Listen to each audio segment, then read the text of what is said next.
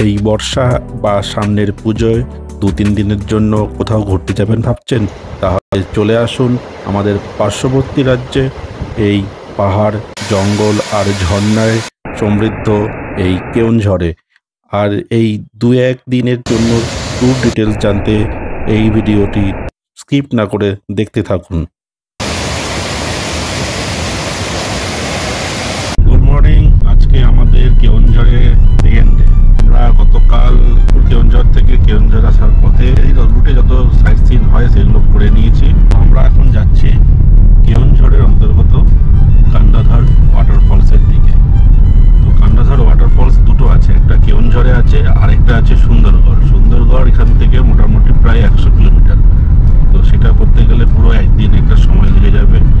তো আমরা কাছের যেটা কেওনঝড়ের কান্ডাধার ওয়াটারফলস সেটাই যাচ্ছি। ওটা মোটামুটি এখান থেকে দূরত্ব প্রায় ৫০ কিলোমিটার কাছাকাছি। ঘন্টা ১.৫ ঘন্টা মতো সময় লাগবে, যেতে আসতে আরও ধরুন ৩ ঘন্টা মতো সময় লাগবে। ওটা করে এসে আমরা একদম এই কেওনঝড়ের লোকাল যে আরও ২-৩টে ওয়াটার ফলস আছে, কিছু মন্দির আছে, সেইগুলো যখন যেটা যাবো আপনাদের বলে দেবো। সেইগুলো দেখে আমরা বিকেলের দিকে বা হোক দুপুরে লাঞ্চ করে আমরা বেরিয়ে যাব হচ্ছে যাজপুর কেওনঝড়ের দিকে। সেখান থেকে আমাদের রাত্রে ট্রেন আছে, ট্রেন ধরে চলে যাবো হাওড়া। পুরো আপডেট পেতে আপনারা দেখতে থাকুন, আর যত ডিটেলস আমি পাবো আপনাদের সঙ্গে তা তুলে ধরবো। আর এই পথে যেতে যেতে দেখুন সৌন্দর্য পাহাড়ের দূরে দেখা যাচ্ছে সেই, আর আকাশে দেখুন সুন্দর মেঘ পড়ে আছে আর চারিদিকে কাশফুল। মানে শরতের আনাগোনা শুরু হয়ে গেছে, পরিষ্কার জানান দিচ্ছে রাস্তার চারপাশে এই কাশফুলের সম্ভার। ওটিটিসির পান্থনিবাসে থাকার চেষ্টা করবেন। আমি এখানে রুম পাইনি বলে এখানে থাকতে পারিনি, শহরের মধ্যে থাকতে হয়েছে। আর যারা প্রকৃতিপ্রেমী, পাহাড়ের আশেপাশে এরকম সুন্দর পরিবেশে থাকতে চান, তারা কিন্তু অবশ্যই এই ওটিটিসির কেওনঝড়ের পান্থনিবাসে থাকার চেষ্টা করবেন। আর এখান থেকে কিন্তু আমরা হালকা হালকা উপরের দিকে উঠবো। এই মুহূর্তে এসে পৌঁছেছি বড়াঘাগড়া ড্যাম। আমার পিছনে যে বিশাল জলরাশি দেখা যাচ্ছে সামনে একটু, তার ভিতরে উপরে ওটা হচ্ছে বড়াঘাগড়া ড্যাম। আর আমরা এসেছি বড়াঘাগড়া ড্যামের ঠিক উল্টো দিকের যে প্রান্তটা। আর ওদিকে দেখুন, ওদিকেও কিন্তু একটা রাস্তা, যখন গাড়িটা আসছে ওদিকেও কিন্তু একটা রাস্তা আছে, আমরা ওদিকেও যাব। আর এটা হচ্ছে সেই বড়াঘাগড়া ড্যাম। আর তার সঙ্গে এখানে দেখুন প্রাকৃতিক পরিবেশটা দেখুন, মেঘলা আকাশ, চারিদিকে গ্রিন পাহাড়।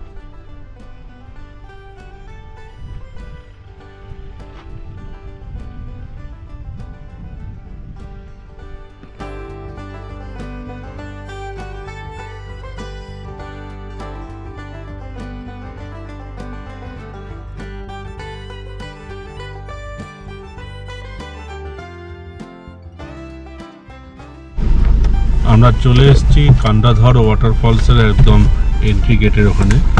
এখানে গাড়ি পার্কিং আর কিছু মনে হয় টিকিট লাগবে। কিতনা ভাই? 100 রুপিয়া? 100 টাকা গাড়ি 4 চাকা, আর বাইকের হচ্ছে 20 টাকা। তো হাফ কিলোমিটার মতো গাড়ি নিয়ে যেতে হলে পার্কিংয়ের জন্য 100 টাকা। আর যদি এখানে পার্কিং আছে, যদি পার্কিং এখানে করে দেন তাহলে কম, যেহেতু ভিতরে ঢোকাচ্ছে তার জন্য 100 টাকা। ঠিক আছে, চলো। হাফ কিলোমিটার পথ আছে, আর চড়াই রাস্তা যেহেতু আছে, গাড়ি নিয়ে যাওয়াই ভালো। আমরা এসে পৌঁছেছি কান্ডাধার ওয়াটারফলস, আর পিছনেই হচ্ছে গেট না, রাস্তাকে যাতে গাড়ি এগোতে না পারে তার জন্য সত্যি রাস্তা আটকে রাখা হয়েছে।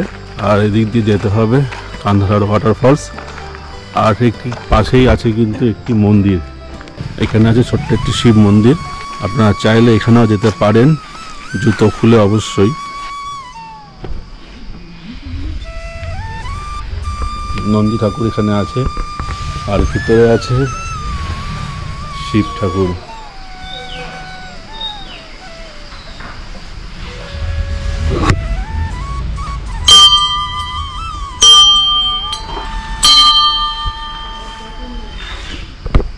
ভিতরে কিন্তু পুরো অন্ধকার।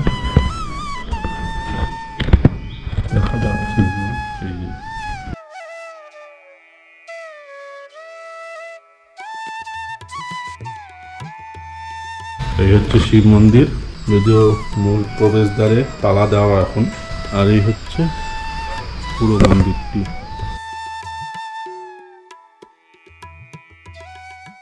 এখানে হচ্ছে পার্কিং। এখান থেকে কিছুটা আসলেই দেখুন এখানে বসার জায়গার ব্যবস্থা করে দেওয়া আছে। সামনে আরো কিছু বসার জায়গা আছে, সামনে কিছু সিঁড়িও আছে, সিঁড়ি বাইতে হবে, সিঁড়ি বেয়ে যেতে হবে কিন্তু কান্ডাধর ওয়াটারফলসের একদম সামনে। চলুন আমরা সামনে যাই এগিয়ে। আর দেখুন এখানে কিন্তু বেশ বসার ব্যবস্থা করে দেওয়া হয়েছে সুন্দর কারুকার্য করে কাঠের স্টাইলে। এখানেও একটা আছে। আর এখানে দেখুন আদিবাসীরা গান গাইছে।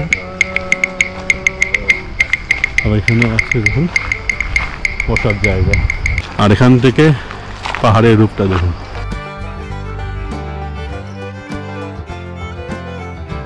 সিঁড়ি কিন্তু খুব একটা চড়াই না, হালকা হালকা ধাপে উঠতে হচ্ছে সিঁড়িতে। তো বয়স্ক লোকেদের মনে হয় না আসার কোনো প্রবলেম হবে। আস্তে আস্তে উঠুন, তাড়াহুড়া করবেন না, টাইম নিয়ে উঠুন।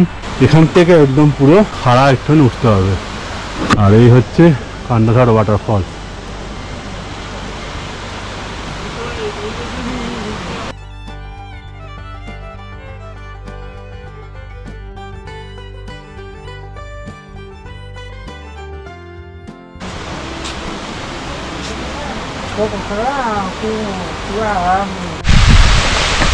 এসে পৌঁছেছি কান্ডাধর ওয়াটারফল।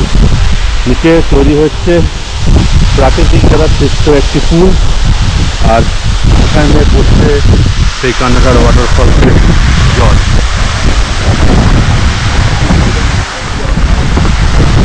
প্রায় 250 থেকে 300 ফুট উঁচু থেকে পড়ছে এই জলের ধারা। আর এখানে মনে হচ্ছে যেন সবসময় বৃষ্টি এতটাই পড়ছে পুরো ধোয়ার আকারে পুরো জলরাশিগুলো গায়ে পড়ছে। আর মনে হচ্ছে যেন বৃষ্টি হচ্ছে এখানে।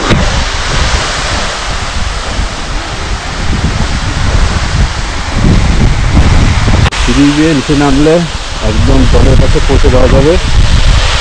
আর আপনারা চাইলে কিন্তু এখানে স্নানও করতে পারবেন। চারিদিকে জল আসছে, প্রচণ্ড জলের ছিটা, পুরো ভিজে যাওয়ার মতো অবস্থা।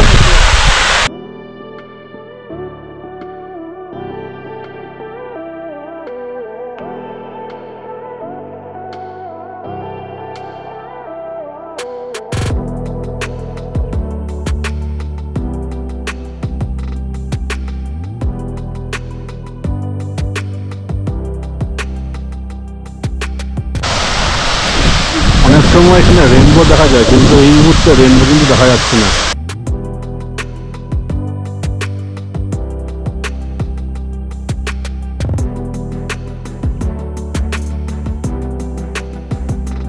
এখান থেকে কি সুন্দর লাগছে ভ্যালিটা দেখুন।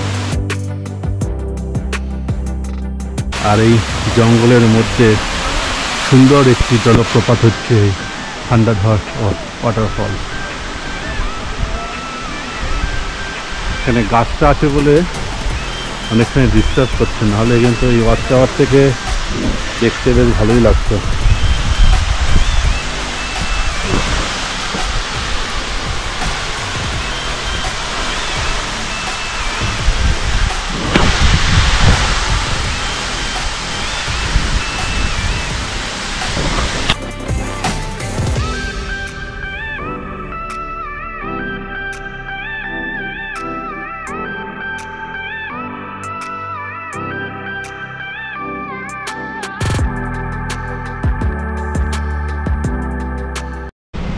বৈতরণী রিভার, ছোট্ট একটি ব্রিজের উপর দিয়ে আমরা যাচ্ছিলাম। আর সেটা ক্রস করতে গিয়েই আমরা দেখতে পেলাম একটা সুন্দর রিভার সাইড। এই যে সামনে সুন্দর দেখুন রিভার সাইড, বেশ ভালো লাগবে। আমি রিভারে একদম নিচে নামবো।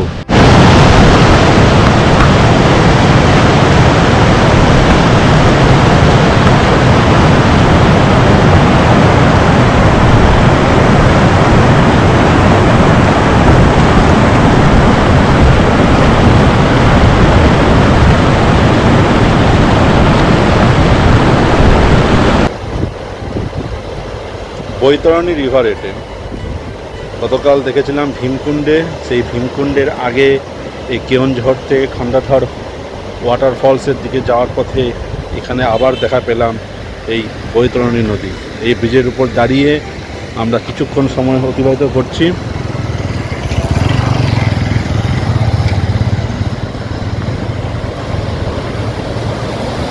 অভূতপূর্ব লাগছে কিন্তু।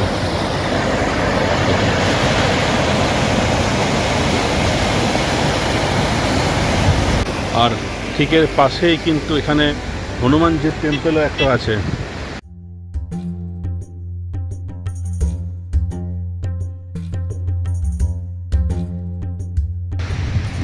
আর এখানেই পেয়ে গেছি একটি হনুমানজির মন্দির। এখন এখানে হনুমানজি গন্ধমাদন পর্বত নিয়ে যাচ্ছিল, তার একটি প্রতিকৃতি আছে। আর এখানেই আছে একটি সুন্দর মন্দির। একটি মন্দিরের ভিতরে যাওয়ার চেষ্টা করছি। এখানে আসলে এই শিব মন্দিরের দর্শন কিন্তু আপনারা অবশ্যই করবেন। এই মন্দিরের আসলে চারপাশে প্রদক্ষিণ করলেও কিন্তু আপনারা পেয়ে যাবেন এখানে আর একটি ছোট্ট একটি মন্দিরের প্রতিকৃতি আছে। আর এখানে আছে ভগবান গণেশ।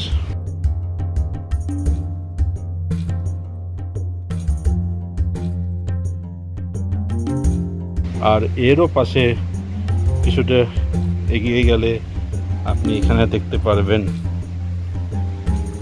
কার্তিক।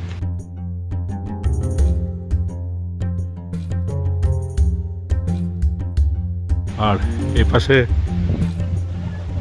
গেলে আপনি দেখতে পারবেন পার্বতী, মাতা পার্বতীর একটি মূর্তি।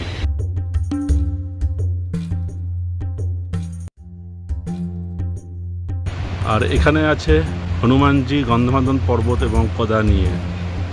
আর আশেপাশে কিন্তু লক্ষ্মীনারায়ণ, রাধাকৃষ্ণ, শিব পার্বতী, গণেশ, কার্তিক, হনুমানজি এক বিভিন্ন ছবি কিন্তু এখানে তুলে ধরা হয়েছে।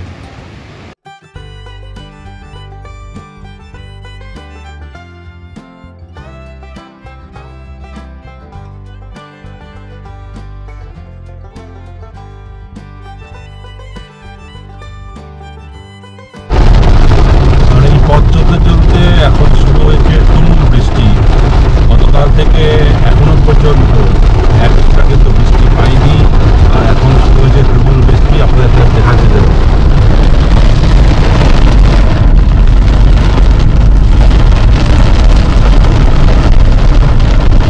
বড়াঘাগরা ওয়াটারফলসে যাওয়ার জন্য এখানে গাড়ি ভাড়া মানে পার্কিং নিল 50 টাকা। তো আমরা এখানে নামতে হবে, নেমে এবার যেতে হবে কিছুটা ভিতরে। আর এই পথ দিয়েই আমাদের এই পথে যেতে হবে বড়াঘাগরা ওয়াটারফলসের দিকে।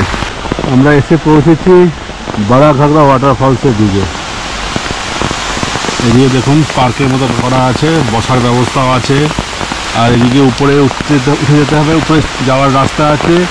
গিয়ে দেখতে হবে কীভাবে জলটা পড়ছে দিক দিয়ে। আর এখানে আছে ফ্লোটিং প্ল্যাটফর্ম, সিঁড়ি দিয়ে নেমে এই ফ্লোটিং প্ল্যাটফর্মে যেতে হবে বড়াঘাগরা ওয়াটারফলস।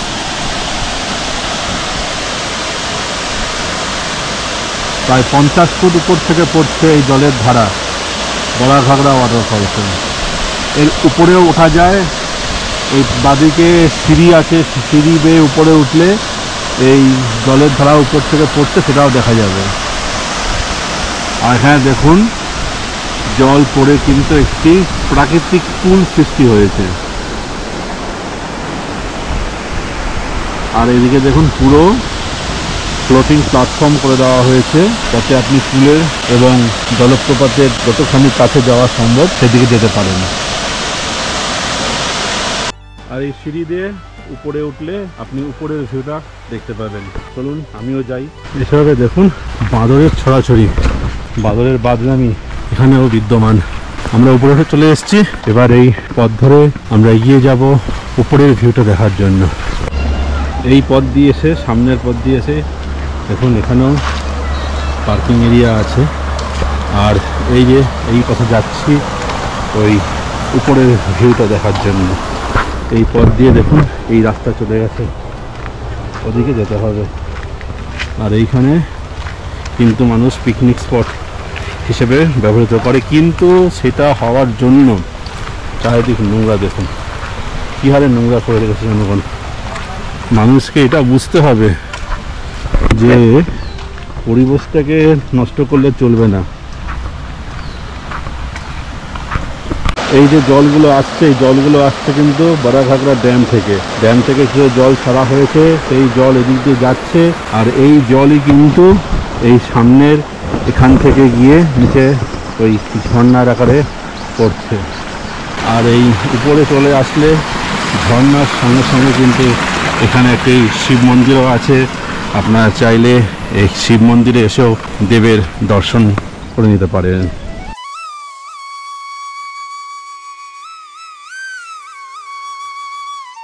এই মুহূর্তে এসে পৌঁছেছি বড়াঘাগরার ঠিক উপরে। এখানে একটি শিব মন্দির আছে। এই শিব মন্দিরে তো ভিতরে ঢোকার চেষ্টা করব। ফটোগ্রাফি অ্যালাউ কিনা জানি না, জুতো খুলে অবশ্যই ভিতরে ঢুকবো।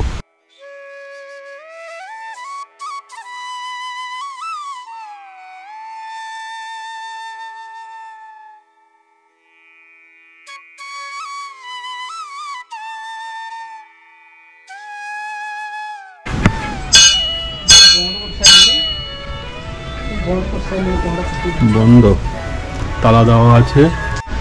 দুঃখের বিষয় মন্দিরের কপাট কিন্তু এখন বন্ধ। তো মন্দিরে একটু প্রদক্ষিণ করে নিন। এদিকে হনুমানজিও আছে।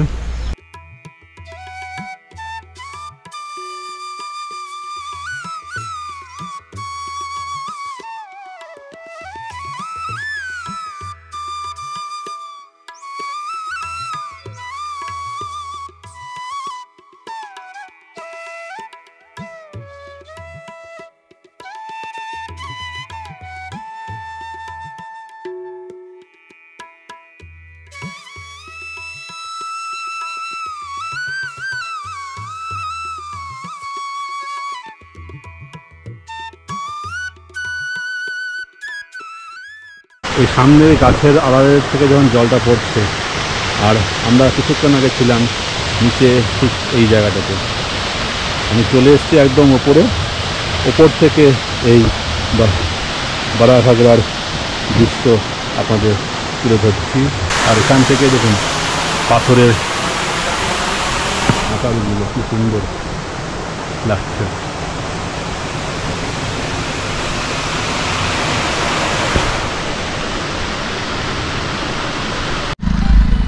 এই মুহূর্তে এসে পৌঁছেছি বড়াঘাগরা ড্যামে।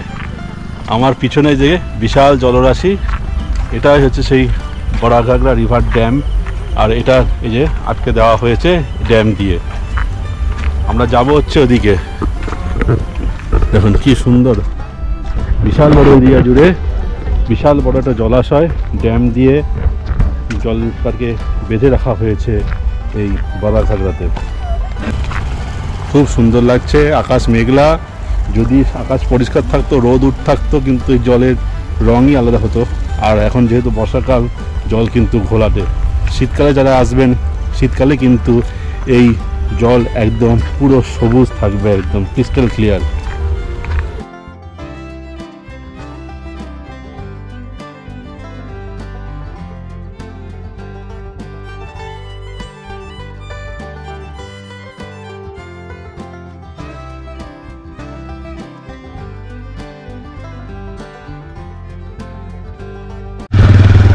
এই মুহূর্তে আমরা এসে পৌঁছেছি সানাঘাগরা। সানাঘাগরার এন্ট্রি গেট হচ্ছে এটা। আর এই পাশেই আছে টিকিট কাউন্টার। এখানকার টিকিট কাউন্টার থেকে টিকিট কাটতে হবে। আর গাড়ি পার্কিংয়ের জন্য এখান থেকে আলাদা পার্কিং, আপনি বাইরেও পার্কিং করতে পারেন, আর তা না হলে এখানে করবেন। আর পার্কিং ফি হচ্ছে এখানে 20 rupees, 20 টাকা, মোটরসাইকেল 10 টাকা, 4 হুইলার 50 টাকা, আর বাস 100 টাকা।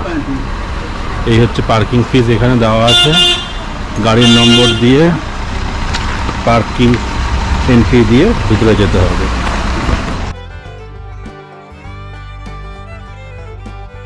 সামনে ওখান থেকে ঢুকে আশেপাশে দেবেন খাবারের দোকান আছে, বিভিন্ন ধরনের স্ন্যাক্স, চা, আচার, কফি আরও কিছু আছে বিভিন্ন ধরনের। আর তার ঠিক সামনে এগোলেই এখানে আছে বোটিং কাউন্টার। বোটিং ফি হচ্ছে পার পারসন 30 টাকা।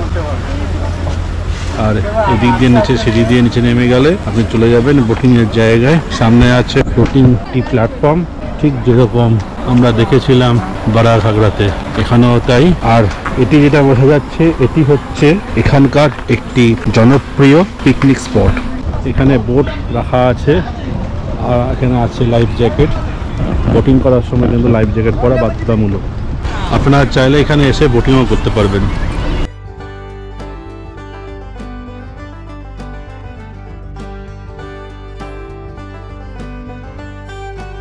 এই লেকের মাঝখানে একটি বড় শিব মূর্তির প্রতিস্থাপন করা হয়েছে।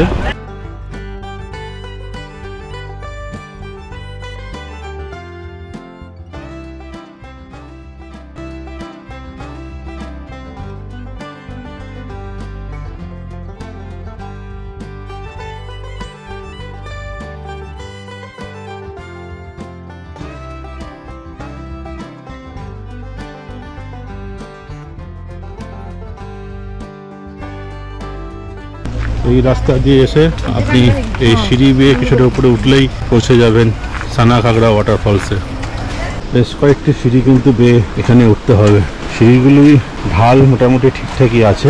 বয়স্ক মানুষের কষ্ট হবে, তাও মোটামুটি চেষ্টা করলে আসতে পারবে। চলে এসেছি জুরাসিক পার্কে। বিশাল বড় দানব আকৃতির একটি ডাইনোসরের সম্মুখীন আমরা হয়েছি। যদিও এই ডাইনোসর কোনো রকম ক্ষতি করে না, পুরোটাই আর্টিফিশিয়াল। সানাঘাগড়া ওয়াটারফলস অ্যারো চিহ্নের দিকে আমরা এবার ধীরে ধীরে এগোবো। দূরে ওই সানাঘাগড়ার আওয়াজ পাওয়া যাচ্ছে এবং দেখতেও পাচ্ছি কিছু দশ সিঁড়ি আবার এখানে নামতে হবে। সিঁড়ি বেয়ে নিচে নেমে সানাঘাগড়ার একদম কাছে পৌঁছাতে হবে। ও কি বিউটিফুল জায়গা! জলের স্রোত দেখুন আর জলের পরিমাণ দেখুন। বর্ষাকালে এই জন্যই আসতে হবে এই কেওনঝড়ে।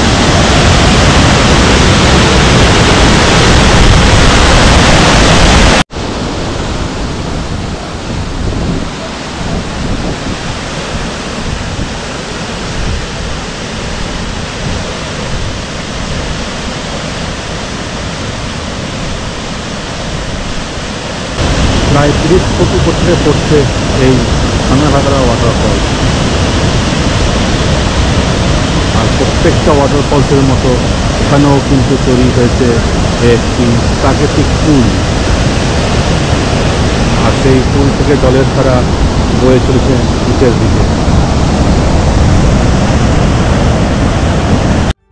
এখানে এসে কিছু দেখার পাই না পাই, আমরা পেয়ে গেছি এই পার্কের মধ্যে একটি সরীসৃপকে। হ্যাঁ, এই গাছের মধ্যেই একটি ছোট্ট সাপের দেখা কিন্তু আমরা পেয়ে গেছি। কেওনঝড় ঘুরলেন, কেমন লাগছে? খুব ভালো লাগলো। এখানে যতগুলো ফলস আছে অপূর্ব সুন্দর। কটা ফলস দেখেছেন এখন পর্যন্ত? 6টা ফলস। কোনটা ভালো লেগেছে? এই যে এখন যেখানে বসে আছি সানাঘাগড়া, এটা মনে হয় আমার সবচেয়ে ভালো লেগেছে। তার আগে গেছিলাম একটা জায়গায়, নামটা আমি এই মুহূর্তে মনে করতে পারছি না, কিন্তু অনেক ওপর থেকে পড়ছে, ওইটাও খুব ভালো ছিল। 166টা সিঁড়ি টপকে আপনাকে যেতে হবে।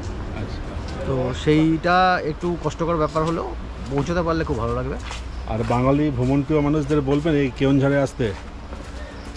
অবশ্যই যেন তারা কেওনঝড়ে আসে এবং শর্ট ট্যুরে, 2 দিনের ট্যুরে যদি তারা করতে চায় কেওনঝড়ে, বিশেষ করে এই সময়টা মানে বর্ষাকাল থাকবে, এই সময় এলে এখানে স্পেশালিটি হচ্ছে ফল।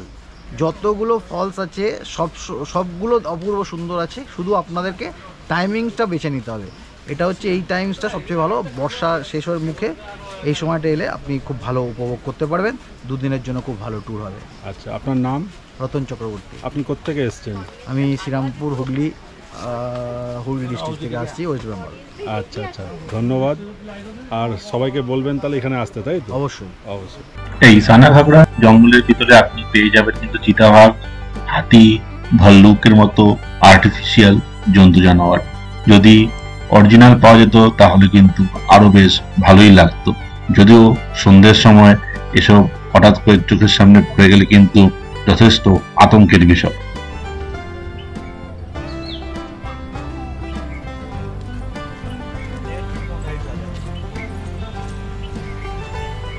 এই গেটটা হচ্ছে বড়াখাগড়া যাওয়ার রাস্তা, আর তার ঠিক পাশেই হোটেল অঞ্জুর।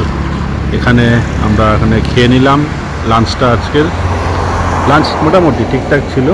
ফেরার পথে সামনের বাদিকে আমরা দেখে নিচ্ছি ওটিডিসির পান্থনিবাস। আপনারা চাইলে এই পান্থনিবাসে থাকার চেষ্টা করবেন। এই মুহূর্তে এসে পড়েছি কেওনঝড়ের বলদেবজিউ জগন্নাথ মন্দির সামনে। এই হচ্ছে গেট, আর এর পাশেই দেখুন এখানকার রথ যেটা হয়েছিল তার ভাঙা অংশ এখানে রাখা আছে। মূল মন্দিরটি 75 ফুট বা 23 মিটার উঁচু এবং 40 ফুট বা 12 মিটার চওড়া।